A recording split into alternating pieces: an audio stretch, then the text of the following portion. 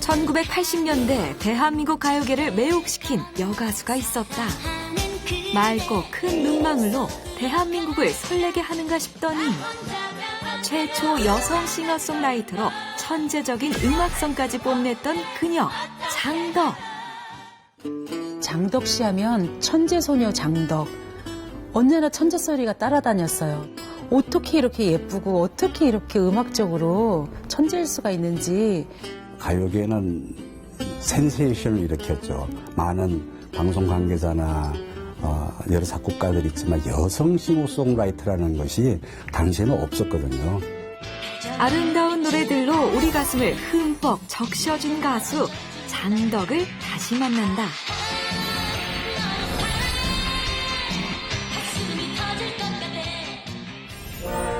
스타들의 등용문으로 통했던 서울국제가요제가 열렸다. 참가번호 13번 장덕 작사 작곡 소녀와 가로등이 되겠습니다. 작곡가 장덕 양과 진미령 양을 소개해드리겠습니다. 그런데 이 국제가요제에 진미령과 함께 무대에 올라 사람들의 시선을 사로잡은 한 10대 소녀가 있었으니 조용한 밤이었어요. 너무나 조용했어요. 창가에 소녀 혼자서 외로이 서 있었지요. 애절한 소녀의 감수성이 담긴 곡 소녀와 가로등에 맞춰 열심히 지휘를 하던 빵모자 소녀. 그 진미령 씨가 노래하는 동안 뒤에서 그 오케스트라를 지휘하는 모습이 그 카메라에 잡히면서 도대체 저 어린이는 누구냐라는 그런 이제 신드롬 같은 그 대중의 궁금증을 단숨에 끌어당겼죠. 그때의 모습을 잊을 수가 없죠. 저도 텔레비전을 통해서 장덕 씨를 그날 중계하는 거를 지켜봤는데 정말 너무너무 뚜렷해요. 그 베레모를 쓰고 기억에 오케스트라를 지휘했던 그 모습이 생각납니다. 바로 진미령이 부른 소녀와 가로등의 원작자 15세 최연소 작곡가 장덕이었다. 이 노래가 처음은 아니죠? 네, 처음이 아니고요. 이 외에도 30곡 정도 작곡해놨는데요. 네. 지금 알려진 곡으로는 일기장이라는 노래가 있어요. 네. 16살뿐이 안 됐는데 그렇게 많이 30곡이나 작곡을 했어요? 아직 발표가 되지 않은 곡인 모양이죠? 네. 소녀와 가로등 같은 노래가 사실은 그 고1 때 발표가 됐지만 중학교 2학년 때 만든 노래입니다. 그 만으로 14살 때 만든 노래인데 그 노래를 우연한 기회에 듣게 된 그 송창식 씨가 너무 깜짝 놀라갖고 이 노래를 발표하는 게 나겠다 하면서 당시 데뷔를 준비하고 있던 그 진미령 씨에게 이 연결을 시켜줬던 거예요. 사실 장덕은 현이와 덕이라는 남매 그룹 멤버였다. 1976년 친구야 친구라는 곡으로 데뷔.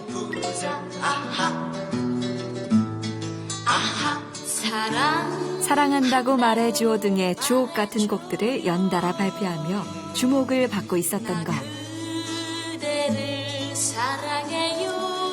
이슈가 될 수밖에 없잖아요. 남매니까. 그리고 현이 오빠도 아주 브라운관에서 보면 이렇게 예쁘게 이렇게 보조개가 똑같이 들어가요. 그 웃으면서 서로 마주 쳐다보면서 하는 모습이 얼마나 예쁜지 정말 국민들의 사랑을 많이 받은 것 같아요. 특히 지금도 인기리에 불리고 있는 나 너 좋아해, 너 나 좋아해까지 모두 장덕이 작사 작곡한 곡이라 더욱 이슈.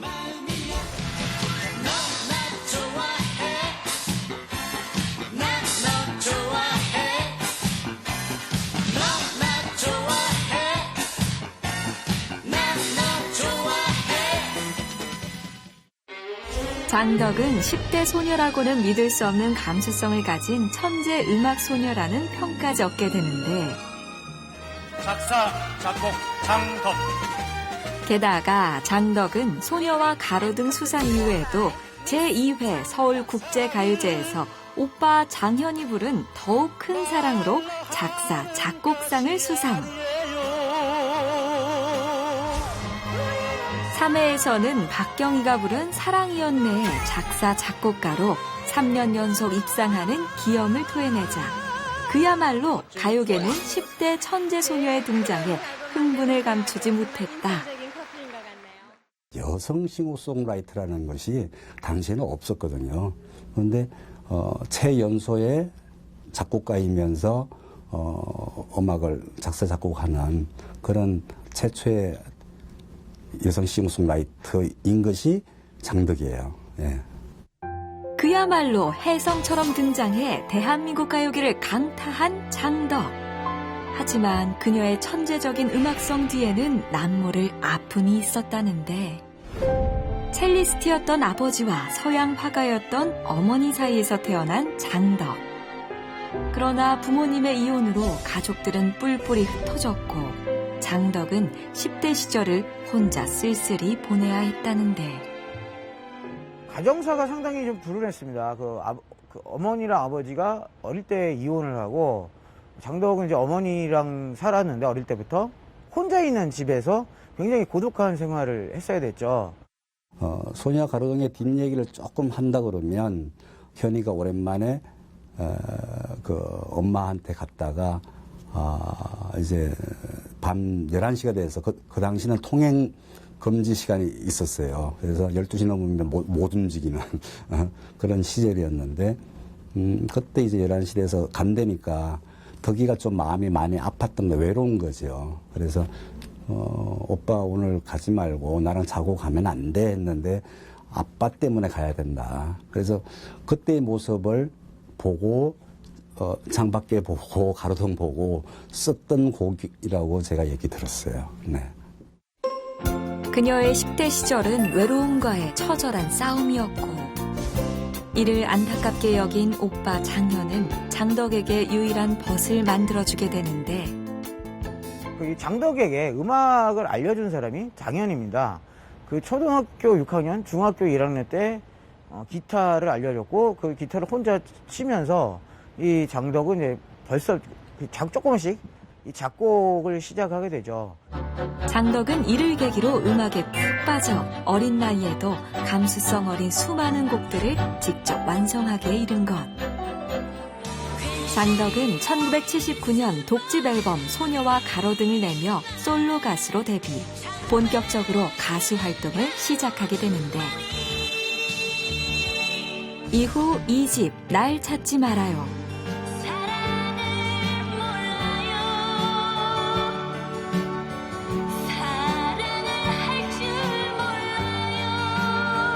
삼집 앨범 사랑하지 않을래를 발표. 섬세한 멜로디, 감성적인 목소리로 사람들을 매혹시켰다.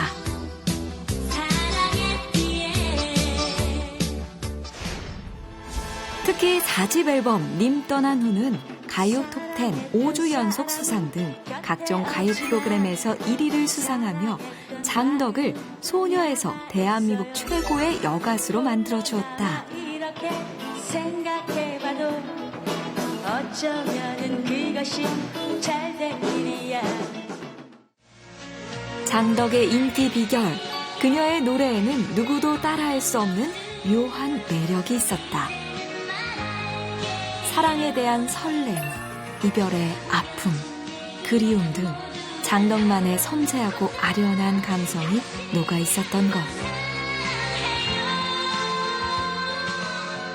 또 음악적으로도 감히 일반인들이 상상하지 못하는, 접근하지 못하는 그런 감수성이 상당히 예민한 그런 소녀 장덕이었죠. 네. 언제나 언급되는 것처럼 우수 같은 거요. 네, 우수가 항상 깔려 있어요. 떠나간 사람에 대한 그리움, 아니면 다시 돌아오고 싶은 그런 마음, 네, 항상 가사말에서 네, 그리움 같은 게 항상 묻어져 있었거든요. 이러한 그녀가 만든 곡들의 강렬한 매력 때문에 당시 최고의 가수들도 장덕의 곡을 받기 위해 너도 나도 러브콜을 보냈을 정도. 그 당시 집에 찾아온 가수 중에 서른도 씨도 찾아왔고, 그다음에 임병수, 주현미 씨, 뭐 당대 히트했던 많은 가수들이 장르를 불문하고 곡에 러브콜이 많았었죠. 탤런트 오연수 씨도 노래하겠다고 또 곡 받으러 온 기억도 나고요. 예, 뭐 많았죠. 당시 밤차로 디스코 열풍을 일으키며 최고의 인기를 누리고 있던 이은하도 그 중에 한 명.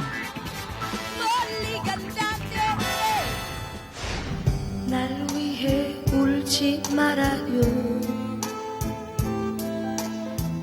날 위해 슬퍼 이은하는 이별의 슬픔을 노래한 장덕의 노래 미소를 띠며 보낸 그 모습처럼으로 이미지 대변신에 성공, 음악성과 인기 두 마리 토끼를 잡는 데 성공한다. 이은하의 미소를 띄우며 날 보낸 그 모습처럼 이런 노래가 바로 장덕의 곡이에요. 이 노래가 그 전까지 이은하 하면은 노래는 잘하지만 어쩐지 약간 음악이 촌스럽다라는 이미지가 있었는데 그 노래 하나로 정말 그 애절한 노래를 부를 수 있는 그 10여파 여가수로 이미지를 확 자리 잡게 되고 장덕은 무려 10여 편의 영화에도 주조연으로 출연하며 연기자로서도 인기를 얻었다. 너 누구니?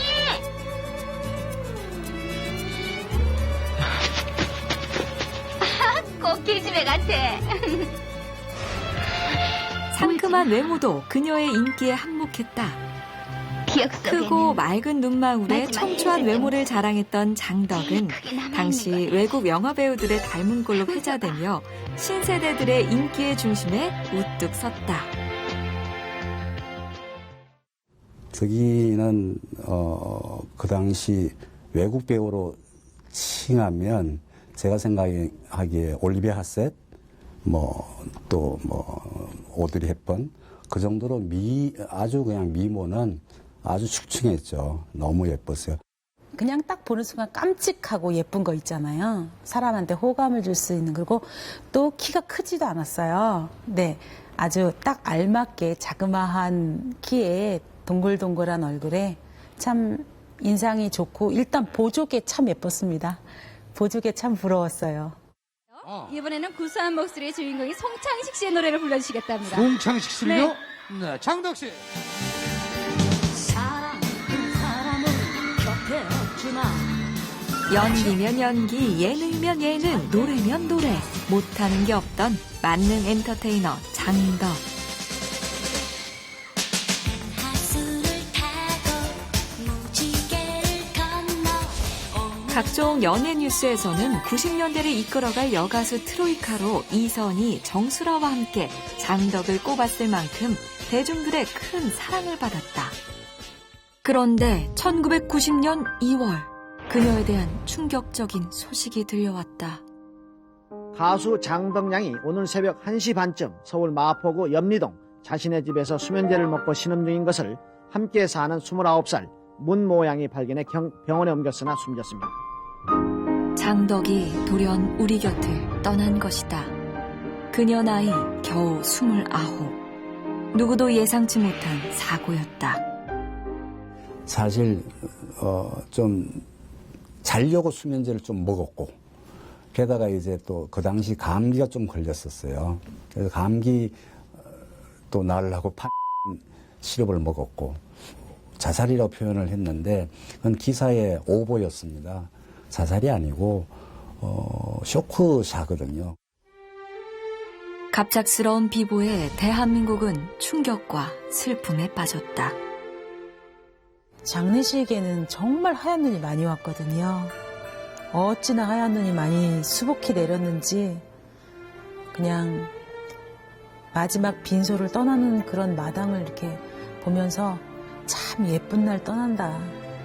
예쁜 사람은 이렇게 예쁜 계절에 예쁘게 떠나는구나. 그런 생각을 했거든요.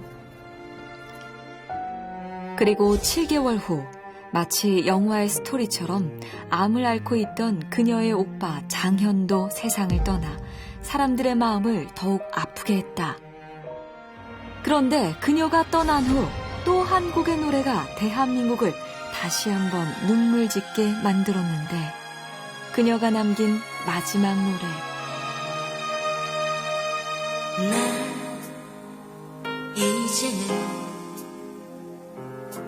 너를 잊으려 하네. 아직 못다한 사랑을 여기에 남긴 채 마치 자신의 죽음을 예견한 듯 가슴 아린 노랫말을 남기고 떠나간 장덕. 나의 길을 가야만 하네. 재능 많고 아름다웠던 그녀의 죽음을 안타까워한 11명의 동료 가수들은 그녀의 미발표곡이 담긴 추모 앨범을 발표. 그녀의 죽음을 다시 한번 애도했다. 그녀가 좀 더 오랫동안 자신의 음악을 들려줬으면 또 얼마나 우리가 많은 노래들이 지금까지 우리 곁에 있을까 하는 그런 아쉬움도 있겠고요. 자신의 음악의 인생에 대해서 죽을 때까지 짧은 시절이었지만은 생명이 있는 그런 노래를 만들었기 때문에 지금까지 많은 사람들이 그리워하고 있는 것 같아요. 비록 그녀는 너무나 빨리 우리 곁을 떠났지만 우리의 가슴을 흠뻑 적셨던 그녀 장덕의 노래들은 우리 곁에 영원히 머물 것이다.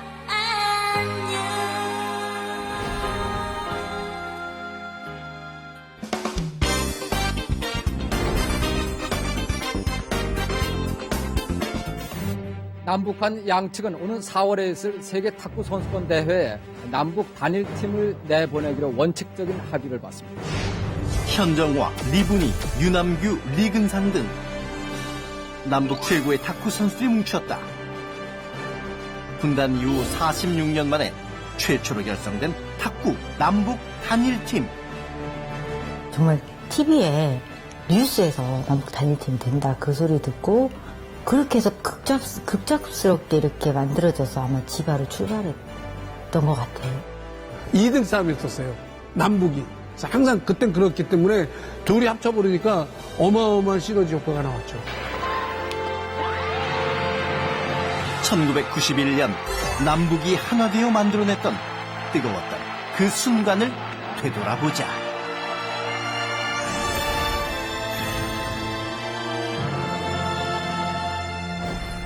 남북 간의 경직된 분위기를 해소하고자 논의된 남북 탁구 단일팀. 하지만 단일팀 결성이 결코 쉬운 일만은 아니었다. 서로의 입장 차이를 좁히지 못해 회담이 결렬되기만 수차례.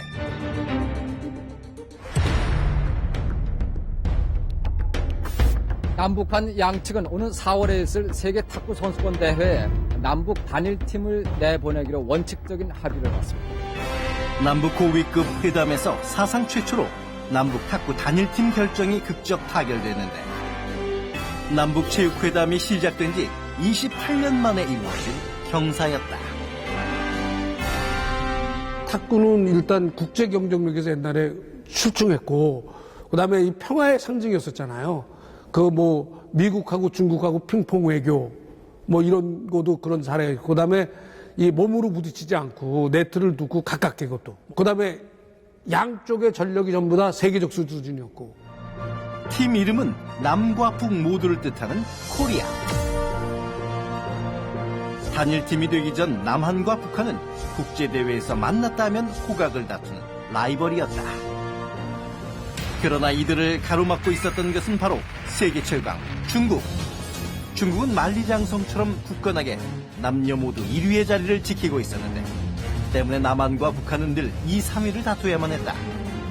하지만 남북한이 하나 되어 코리아를 결성하며 중국을 뛰어넘을 기회가 생겼다. 최강의 라인업이 완성된 것인데 88 서울올림픽 여자 복식 금메달리스트 현정화. 남한에 현정화가 있다면 북한에는 리분희가 있다. 최고의 여성 공격수이자 세계 랭킹 3위 리분희. 남자팀도 만만치 않았다. 탁월한 경기 운영에 유남규와 파워드라이브를 구사하는 김택수. 북한 정상의 수비수 리근상과 백전노장의 김성희 등 남북이 하나된 코리아팀 그야말로 드림팀이었다. 라인업이 남자는 우리 유남규, 김택수. 뭐 아시다시피 뭐 세계적 선수죠. 그다음에 아시다시피 이분이는 뭐 현정아보다 개인 성적은 더 좋았죠, 그때 당시. 한국 탁구, 북한 탁구에도 최강의 어떤 멤버지 않았나 싶어요. 드림팀이라고 봐도 역대 지금 한국 탁구 역사, 북한 탁구 역사에서도 그 멤버가 가장 좋은 멤버지 않았나 싶어요. 갑작스레 코리아란 이름으로 한 팀이 된 남북 선수들. 40년 동안의 분단 상태였던 남북 선수들이 서로에게 적응하기란 쉬운 일이 아니었다. 먼저 의사소통이 문제였는데 각 포인트를 시작하는 서브를 북한에서는 쳐넣기로, 그리고 공을 위에서 강하게 때려내리는 스매싱은 북한에서는 때려넣기로 불렀다. 이처럼 남북 간은 기술 용어를 포함한 의사소통이 빠르게 되지 않아 서로 간의 적응은 더욱 힘들었다. 그 친구들이 영어를 안 써요. 순 한국말만 쓰면 저희 탁구 용어들이 거의 이렇게 영어를 쓰잖아요. 그래서 가르쳐 주면서 또 뭐 대충 하면서 뭐 그렇게 하면서 서로 이렇게 뭐 통했던 것 같고, 이제 왜냐면 복식을 서로 해야 되기 때문에. 이 밖에도 연습 방식과 말투, 생활 방식까지 달라도 너무 달랐던 남북 선수들. 하지만 대회까지 46일을 함께 생활하며 선수는 차근차근히 호흡을 맞춰 나갔고 서로 조금씩 마음을 열어나가고 있었다. 1991년 4월 드디어 일본 지바현에서 세계 탁구 선수권 대회가 막이 올랐다. 최초의 남북한 단일팀이 출전하자 국민들은 기대감을 감추지 못했다. 현재 응원 열기 또한 무척 뜨거웠는데,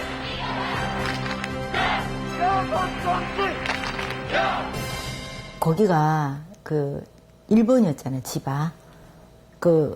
체육관 전체가 민단과 조총련이 서로 한때 한 팀이 되어서 응원했었어요. 그 체육관 전체를. 그래서 지금도 생생한데 정말 전 한국에서 그 경기를 한다는 그런 느낌을 받았어요. 홈그라운드 같은 그런 느낌? 힘찬 응원 덕분이었을까? 코리아 팀은 기분 좋은 출발로 경기를 시작하는데, 경기 20대 10. 이제 카트, 다시 보스 카트를 드라이브로 갑니다. 네, 백푸시. 여자팀은 단체전에서 미국과 네덜란드에 승리하며 본선에 진출했고, 다시 카트, 이와사키 볼을 쫓아가고 올렸던 김택수 좋았습니다. 네. 남자팀 역시 단체전에서 벨기에와 일본을 가볍게 제압, 연승을 이어가고 있었다. 결국 3대 0으로 코리아 팀이 일본을. 하지만 갑작스럽게 들려온 소식.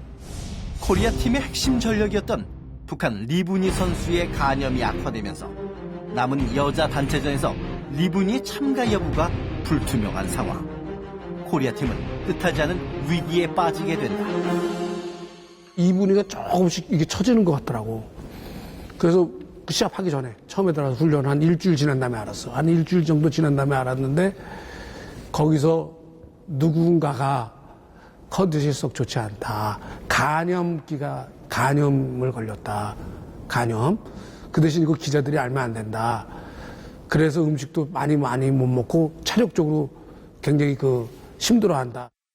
사실 실질적으로 훈련 양을 다 소화를 못했거든요. 이게 아무래도 이제 간염은 피로도가 빨리 쌓이는 그런 병이기 때문에, 그래서 훈련을 잘 소화를 못하고 그래서 좀 많이 걱정을 했는데, 아니나 다를까 이제 시합을 시작을 했는데, 이분희 선수가 계속 이분희 선수 시합 때 지는 거예요. 예선전을 들어갔을 때.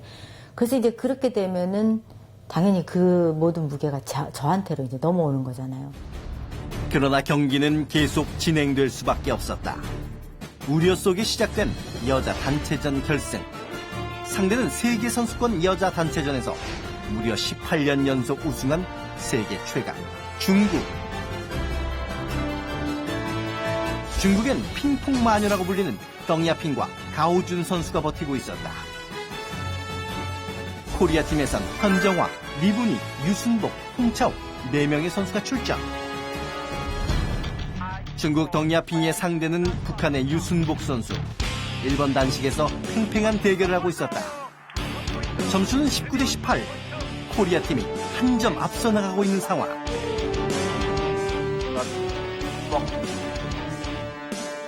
백스로 성공입니다. 뚫었습니다. 백스로우로 마무리를 짓는 유순복. 그야말로 숨통이 막혔다가 다시 한꺼번에 퍼지는 듯한 쾌감을 느낍니다. 유순복이 중국에게 20대 18로 승리하며 승점 1점 획득. 이어서 벌어진 2번 단식. 현정화 대 가오준. 현정화는 가오준에게 패한 전적이 있어 불안했던 상황이었다. 현정화 자 2포인트입니다. 자 2포인트에 또 서브권 가지고 있으니까 이 경기 땄다고 봐야 되겠죠. 네, 성공입니다. 21대 15입니다. 그러나 모두의 예상을 뒤엎고 현정화가 중국의 가오준에게 여유있게 승리하거든요. 코리아팀은 2대 0으로 먼저 승기를 잡게 된다. 가오준이가 고 세계대회 6개월 전에 아시안게임, 북경 아시안게임에서 현정화가 가오준한테 졌단 말이야. 그러니까 가오준이가 현정화를 잡으려고 앞에 나온 거예요. 근데 우리는 그 준비를 잘 해놨거든. 그래서 그것도 정화가 이겼죠. 그 바람에 기선을 제압해버렸어요. 예. 3번 복식엔 남북의 에이스 현정화, 리분이가 나섰다. 하지만 리분이는 당시 컨디션이 좋지 않은 상태. 이렇게 마음을 비웠다고 하게 되면 아까 충분히 이길 수 있는 그러한 두 번째 세트 여운이 남기고 있습니다.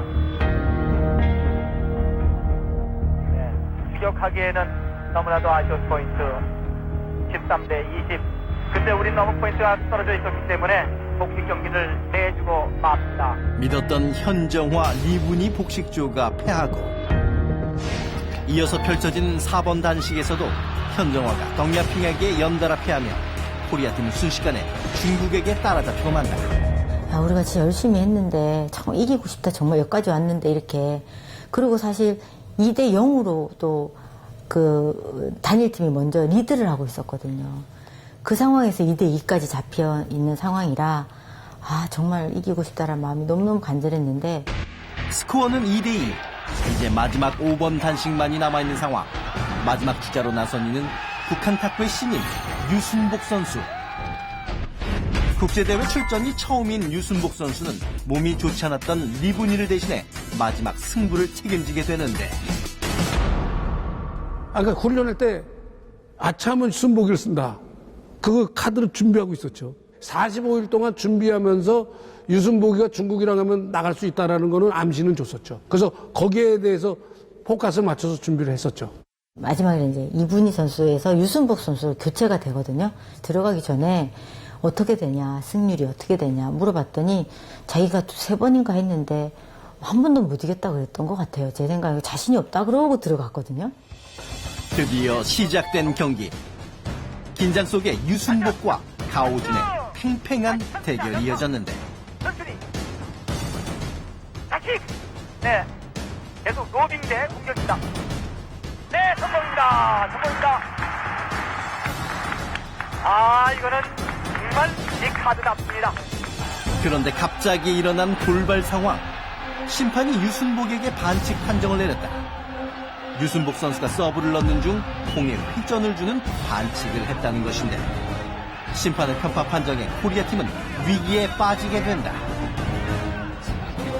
그러나 우리 측 항의에도 심사위원은 요지부동.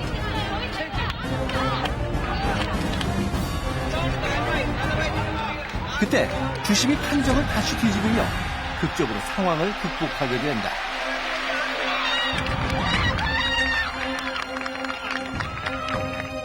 다시 재개된 경기.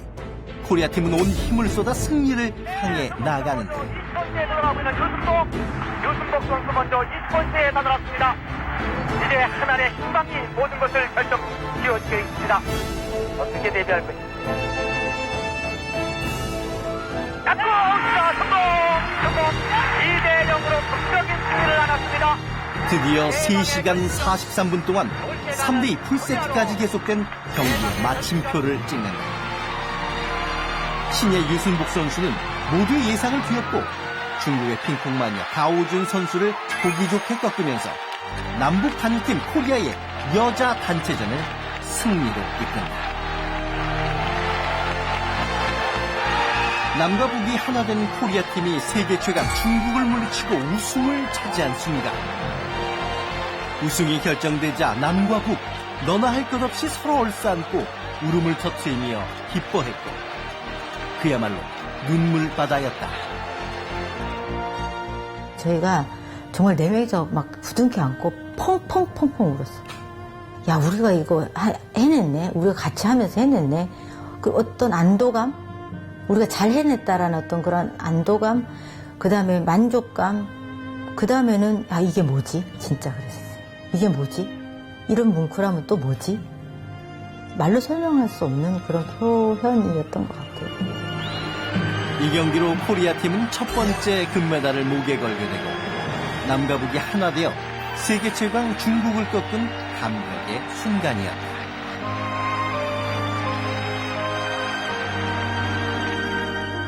기뻐서 말 못합니다. 네, 눈물 나오겠어요. 뭐라고 말할 수 없어요, 이거. 네? 합동한 것이 참말로 성공했다고 봅니다. 아이, 대단한 기분입니다. 우리 통일지무가 우승했다는 것은 우리나라의 통일의 전진이 될 것 같습니다. 시상식장엔 한반도 지도가 그려진 단일기가 올라가고 아리랑이 울려 퍼졌는데, 선수들뿐만 아니라 국민들 모두 일본 지바현에 울려 퍼지는 아리랑을 들으며 남과 북이 모든 것을 잊고 하나가 됐다는 마음에 가슴 벅찬 감동을 느꼈다.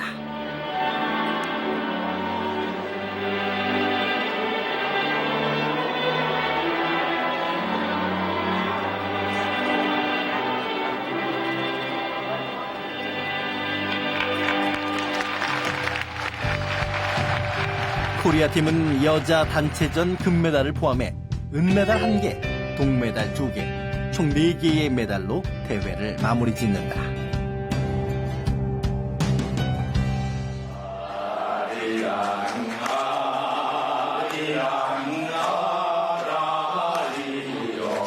만남이 있으면 헤어짐도 있는 법. 50여일간 한솥밥을 먹었던 코리아 팀은 이제 헤어져야만 했는데, 쉽사리 발길이 떨어지지 않는 선수들. 언제 다시 만날 수 있을지도 알 수 없는 상황. 기약 없는 이별 앞에 현정화는 정화와 분희라는 글자가 새겨진 금반지를 이분이에게 직접 전하기도 했는데, 근데 전 좀 마음에 남는 선물을 좀 하고 싶더라고요. 금반지 그때는 한돈이 뭐 그렇게 비싼 게 아니었으니까 이니셜 같은 거를 이렇게 해서 준비를 했던 것 같은데, 예, 그때 저는 줬었어요. 우리가 딱 그렇게 45일간 정들다가 딱 헤어질 때, 그 헤어지는 날 저녁에 말도 말아요.